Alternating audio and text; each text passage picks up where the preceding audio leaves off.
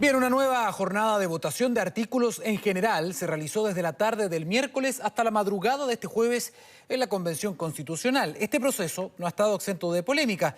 Sobre esto y otros temas, las cosas que se han votado, para poder entender también cómo va este proceso, queremos conversar con Catalina Salem. Ella es abogada constitucionalista y docente investigadora del Centro de Justicia Constitucional de la Universidad del Desarrollo. Catalina, ¿cómo estás? Bienvenida a Mega Noticias.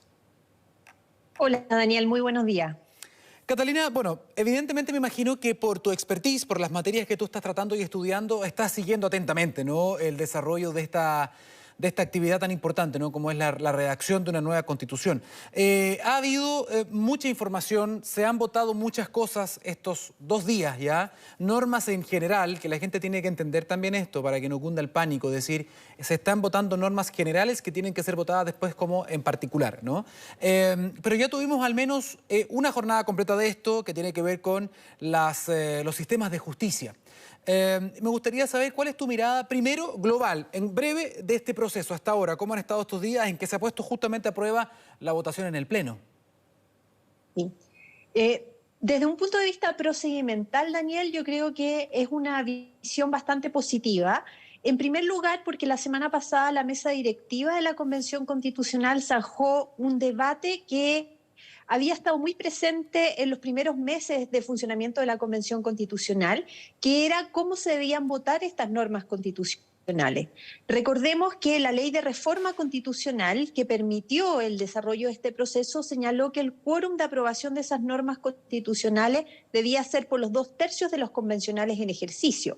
Pero algunos grupos al interior de la convención afirmaban que esos 2/3 tenía que ser para una etapa muy posterior de aprobación de las normas constitucionales. Incluso se sostuvo que solamente el texto final debía ser aprobado por los 2/3. Pero la mesa directiva la semana pasada, y fue ratificado el día lunes y el día martes, señaló que no, que las propuestas de normas constitucionales en general, como tú has dicho, como también su discusión particular, es decir, en detalle, debe ser aprobada por los 2/3. ¿Y qué consecuencia tiene eso? La consecuencia es que ya desde este momento los distintos grupos que conforman la Convención Constitucional tienen que negociar los textos de las nuevas normas constitucionales. Si se hubiese dejado la votación de los 2/3 para el final, la negociación se iba a producir en un problema, en una etapa muy tardía. Entonces, lo que hemos visto tanto en la jornada del martes, del miércoles, y que lo vamos a seguir viendo en las próximas jornadas, es que algunas normas se han ido aprobando en general, es decir, se ha aprobado la idea que está detrás de esa norma, pero otras también se han rechazado porque no han alcanzado ese quórum de los 2/3, pero al existir una mayoría de aprobación obliga a que las comisiones, que son las que están redactando estas normas constitucionales, vuelvan a revisar esas normas, a revisar la redacción y que finalmente logren llegar a un texto que logre el acuerdo de los grupos por los 2/3 de los convencionales en ejercicio. Y eso sin duda es algo positivo, porque algunas normas bastante cuestionables desde el punto de vista jurídico y político se han rechazado, obligando a las comisiones a reformularla. ¿Usted considera cuestionables solamente las que se han rechazado, o en lo personal y con su expertise hay alguna de las que se haya aprobado ya, que le genere algún tipo de temor o que no se entienda bien cuál sería la bajada, digamos, de lo que se ha aprobado? Sí. Respecto de las normas aprobadas que fueron propuestas por la Comisión de Sistemas de Justicia, hay algunas que generan preocupación en cómo quedaron aprobadas, pero nuevamente hoy día a la tarde van a ser revisadas en particular. Por ejemplo, en materia de pluralismo jurídico, hay una norma, o varias normas en realidad que fueron aprobadas, que establecen el pluralismo jurídico. ¿Y qué significa eso? Significa la subsistencia de más de un sistema de justicia.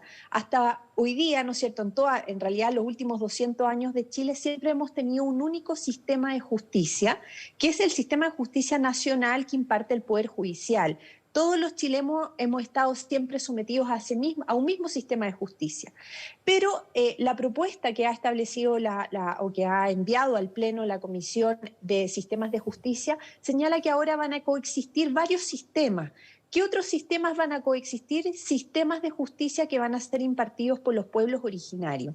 Ahora, incluso Chile Vamos, ¿no es cierto?, que ha sido uno de los grupos que más se ha opuesto a estos sistemas de justicia indígena, propuso un sistema de justicia indígena, pero fue rechazado. Hay un consenso, digamos, al interior de la convención de que exista algún mecanismo de resolución de conflictos dentro de los pueblos originarios que sea acorde con su cultura.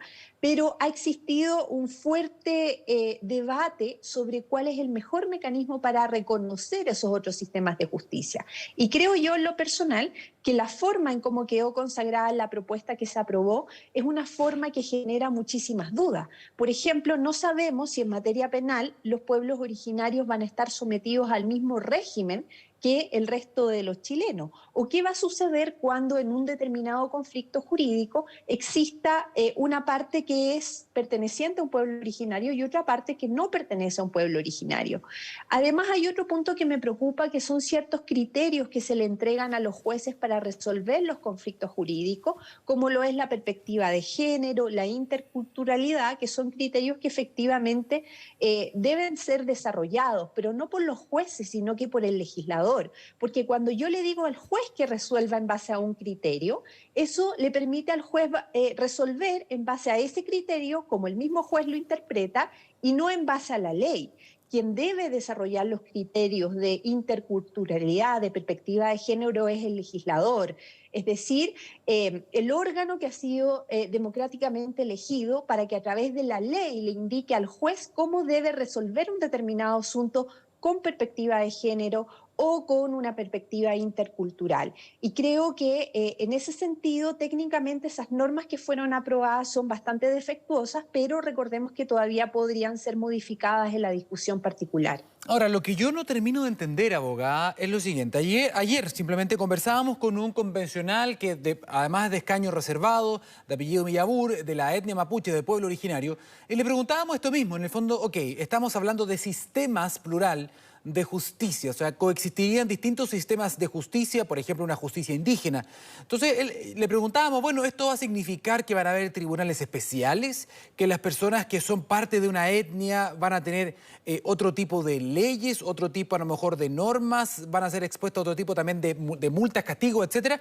Entonces le decía, miren, todas estas dudas, me dijo, son vacías, me dijo, porque hasta ahora ni siquiera nosotros sabemos. Decía, aquí se votó algo general y él lo que nos había dicho era que la bajada de eso, la forma que va a tomar todo esto, se va a votar en el articulado en particular. Pero además nos comentaba que lo que él entendía, a ver cómo usted lo ve, es que en el fondo con esto se van a sumar nuevos criterios, como usted bien nos explicaba ahora, que tienen que ver ya con el tema de género, con el tema también de la etnia, con el tema a lo mejor de miradas de la cosmovisión mapuche que van a tener que ser puestas sobre la mesa al momento de que un juez o una jueza tome una decisión. Pero todo eso todavía se ve muy líquido, no se logra entender bien cómo va a operar en el mundo real, porque ya hay muchos que están diciendo, aquí estamos frente entonces a alguna especie de justicia que va a discriminar en base a cuál es tu raza, bien entre comillas. Sí, yo creo que hoy día, como están aprobadas las normas, se puede llegar a esa conclusión. Creo que a lo mejor ha existido un problema comunicacional de la misma convención o de las mismas comisiones de señalar, mire, este es el primer pilar, pero por supuesto que dentro de la comisión vamos a ir fijando criterios, vamos a ir señalando cuáles van a ser los puntos que va a tener que desarrollar el legislador para resolver esas dudas. Pero nosotros no hemos escuchado eso de parte de la convención o de la comisión, sino que el público, los ciudadanos, incluso los especialistas que estamos mirando desde afuera el proceso constituyente, con lo que tenemos que trabajar, de lo que podemos opinar, es de lo que se está aprobando. Y actualmente las normas que se están discutiendo no contemplan criterios que permitan resolver estas dudas que se han planteado, como por ejemplo, realmente si acá van a existir, digamos, sistemas de justicia que van a estar basados exclusivamente en la pertenencia a una etnia, que eso es algo que claramente va en contra del constitucionalismo, que siempre ha buscado proponer sistemas en base a la igualdad ante la ley, ¿no es cierto? Que todos seamos finalmente juzgados en base a un mismo baremo, a un mismo parámetro, y no dividir, digamos, en base exclusivamente a un tema tan controvertido en la historia de la humanidad como ha sido el tema étnico, el tema racial, el nacionalismo, que ha generado mucho dolor en la historia de la humanidad. Entonces hay que ser muy cuidadoso en cómo también se están desarrollando esos criterios. Abogada, sería muy importante, ya que estamos hablando de esto, de que hay una sola justicia hasta este momento. Algunos dicen, ah, claro, yo lo he visto esto en redes sociales, mucho. ¿Qué pasa con la justicia militar? Dicen, ¿por qué para ellos hay una y para los civiles hay otra? Ese es un tema muy relevante. De hecho, acá surge una contradicción al interior de la Convención, porque la Convención, y yo estoy de acuerdo con eso, pone fin a la jurisdicción militar. La jurisdicción militar en la nueva Constitución ya no va a existir. Entonces, bueno, si se está eliminando eso, porque precisamente se estima que tener estatutos jurídicos en base a la calidad que tiene una determinada persona no es algo que vaya a favorecer la democracia, ¿por qué lo estamos reconociendo de parte de los pueblos originarios? Y acá hay una cuestión que igual hay que transparentarla. Por cierto que los pueblos originarios deben tener algún tipo de reconocimiento en la Constitución, son grupos que han sido tradicionalmente postergados, al igual que las mujeres, pero detrás de las soluciones que se están proponiendo en base a ese diagnóstico compartido por todos los sectores políticos, hay una ideología que se llama, o se ha empezado a llamar desde la academia como la ideología decolonial. ¿Qué significa eso? Significa destruir las estructuras que conocemos hoy día del Estado moderno, refundarlas, porque son estructuras colonizadoras. Detrás de eso, entonces, está precisamente la reconstrucción de los pueblos originarios, devolver a un Estado precolonial para poder, digamos, terminar con estas estructuras que han sometido a estos pueblos originarios, que son las estructuras con las que vivimos nosotros día a día. El problema detrás de esa ideología es que, bueno, ¿y qué hacemos con el resto de los chilenos que seríamos los continuadores de esa colonización? ¿Qué pasa con nosotros, con los que no pertenecemos a los pueblos originarios? Entonces no se puede perder la perspectiva de que detrás de estas soluciones también hay un componente ideológico bastante fuerte, que ha sido un componente que también ha estado presente en procesos constituyentes como el proceso boliviano, el proceso ecuatoriano, en donde se ha llamado el constitucionalismo andino o con un fuerte componente indigenista. Entonces, eso también hay que tenerlo, incorporarlo en el análisis y no perder la perspectiva, ¿ya? Porque acá también la constitución tiene que ser una constitución que rija para todos los chilenos y que particularmente una a la comunidad Claro, política y no no divide. la divida, no la segmente, porque en ese sentido, bueno, ¿por qué yo voy a tener que tener una lealtad hacia esta constitución si soy un grupo diferente y por lo tanto no me siento interpelada para respetar esta constitución que a mí realmente me excluye? Entonces, por eso siempre el constitucionalismo ha buscado esos elementos comunes que nos unen dentro de la diversidad, pero no buscar la diversidad para segmentarnos. Y eso creo que ha estado presente en todas las discusiones de la Convención Constitucional, incluso en la discusión que se dio ayer a propósito del Estado regional. Sí, eso también es interesante y vamos inmediatamente en materia, ¿no? Ayer también se aprobaron varias normas en general, pero claro, lo emanado de la Comisión de Formas del Estado. Y se aprobaron varios artículos. Por ejemplo, vamos a dar uno para que usted también me vaya haciendo los comentarios respectivos. El primero, el artículo número 1, ¿qué dice? Chile es un Estado regional, plurinacional e intercultural. ¿Qué cambio tenemos acá versus lo que teníamos?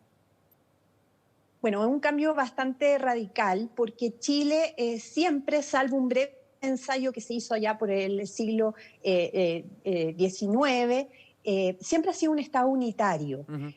Cuando hablamos de un Estado regional, es una vía intermedia entre un Estado unitario y un Estado federal, que son las dos formas de Estado que existen en distintas partes del mundo. El Estado regional surge particularmente en España, en donde en España tuvo que dar solución a ciertas regiones donde existen pueblos que no son pueblos originarios, pero que se llaman a sí mismas naciones, como por ejemplo distintas regiones de España. Uy, se me acaba de olvidar cómo se llaman estas regiones, pero a ellas se les entregó cierta autonomía Ujú. precisamente en reconocimiento de esa nacionalidad que ellos dicen tener. Entonces, estas regiones tienen sus propios estatutos que les permiten autogobernarse, pero siempre vinculados a un poder central. La discusión que se dio ayer en la Convención Constitucional es que si bien había un acuerdo en avanzar hacia un Estado regional, es decir, dar mayor autonomía a las regiones, como quedó plasmado en el articulado que se discutió, en realidad no se trataba de un Estado regional, sino que de un Estado federal.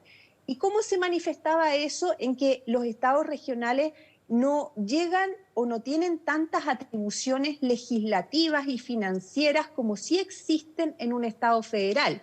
Si uno mira a Estados Unidos, por ejemplo, cada estado federado, Nueva York, Ohio, tienen sus propias constituciones, distintas a la constitución del estado de Del Estados país. Unidos. Pero entre esas constituciones y la Constitución Nacional tiene que existir una cierta coherencia y eso lo controla la Corte Suprema de Estados Unidos. Pero cada uno de los estados puede dictar sus propias leyes, puede dictar también leyes tributarias, leyes laborales. Uno muchas veces ha visto en las películas que a veces uno comete, o un personaje de ficción comete un delito en un estado y se traslada a otro estado donde esa conducta a lo mejor no está sancionada. Y eso era lo que se estaba plasmando en este articulado que fue rechazado. Se dijo, mire, nosotros queremos profundizar la regionalización del país, queremos dar una mayor autonomía política, pero que las regiones puedan crear sus propios bancos, que las regiones puedan crear sus propias empresas públicas, que cada región tenga sus propios ministerios. En realidad resulta contraproducente porque hay un desequilibrio en nuestro país entre las distintas regiones. A lo mejor las regiones del norte que tienen las empresas mineras van a ser Dubái, dijo alguien por ahí, lo leí. y las regiones del sur, digamos, van a verse tremendamente perjudicadas en términos económicos, porque hoy día lo que hace el Estado central es finalmente entregar a todas las regiones un mismo tipo de servicio con los impuestos que recauda. Entonces eso es lo que se quiere resguardar. Seguir la vida de un Estado regional sin perder nuestra unidad como Estado, pero no exacerbando tanto algunas atribuciones que se le reconocían a estas autonomías territoriales que podían o que dejaban, digamos, realmente completamente vacío de poder el Estado central, particularmente el Congreso Nacional, porque iban a haber asambleas legislativas territoriales. Claro, asambleas legislativas territoriales que entiendo fueron rechazadas por el momento, al menos esa idea, ¿no? Que tiene que ser discutida de nuevo y corregida quizás en la comisión. Ahora, mucho de todo esto que se está planteando tiene que ver o podría traducirse también en mayor burocracia, en nuevas entidades, nuevos entes finalmente que podrían atentar o ser contraproducentes con lo que se quiere conseguir, ¿no? Más agilidad, mayor toma de decisiones, políticas públicas más certeras hechas a la medida en cada región. Vamos a ver cómo decanta todo este proceso. Abogada, antes de terminar, para no solamente hacer hincapié en las cosas que usted considera que no están muy claras o que pueden ser negativas o contraproducentes a lo mejor del articulado o de lo que se está hablando. ¿Hay algo que usted destaque dentro de las cosas que se han aprobado, que han gozado también de aprobación en estos 2 días? ¿Hay alguna norma que usted diga, mire, esto me gustó, este es un buen avance y yo lo aplaudo? Sí, hay varias normas que fueron aprobadas transversalmente, incluso algunas casi por unanimidad, salvo alguna que otra abstención, que incluso contaron con el apoyo de los partidos o de los convencionales de Chile Vamos. Por ejemplo, en materia de justicia, el acceso a la justicia, que se reconociera el acceso a la justicia, que las sentencias tenían que estar fundamentadas, que la justicia tenía que ser transparente, que se rige por los principios de probidad. Todas esas son normas positivas.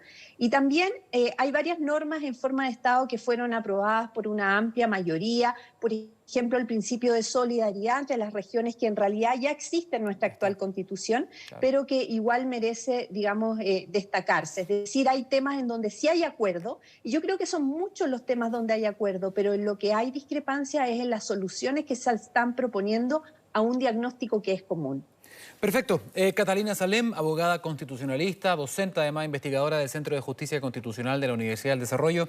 Muchísimas gracias por esta extensa entrevista y por clarificarnos muchos también de los temas que se están discutiendo en esta nueva redacción de la nueva Carta Magna. Muchísimas gracias. Gracias, Daniel, por la invitación.